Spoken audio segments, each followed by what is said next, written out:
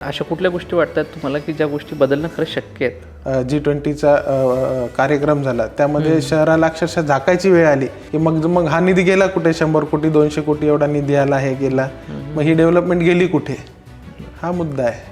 लोकांना बदल हवा आहे, युवा पिढींना नेतृत्व देण्याची लोकांची तयारी आहे आणि जे 1-1, 2-2, 3-3 टर्म करून झाले ह्याच लोकांना का बरं निवडून द्यायचं वापस? राजकारणाचा फारच गोंधळ झालेला आहे. म्हणजे सामान्य जनतेसाठी तर फारच विचित्र प्रश्न आहे त्यांच्या समोर की नेमकं कोण कुठे आहे, कुठे नाहीये.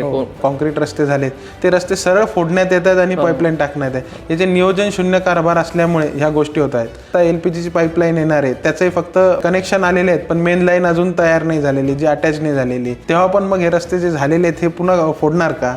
लोकांची कंप्लेंट आहे की सकाळी 4 वाजता सुद्धा पाणी येतं. मी 2 फॉर्म भरले होते, क आणि ड मधनं. क मधनं माझा फॉर्म हा बाद झाला तर त्याला मला काँग्रेसचा उमेदवार म्हणून उल्लेख केला. मला भरपूर जणांचे फोन आले, अरे तुझा फॉर्म तर बाद झाला आणि तू उमेदवारी अर्जाची तयारी करतोय, हे सगळ्या गोष्टी करतोय. मग मला हे प्रत्येक जणांनी ही गोष्ट सांगावी लागली, बाबा तसं नाही आहे, मी फॉर्म काय घेतलेला नाही वापस.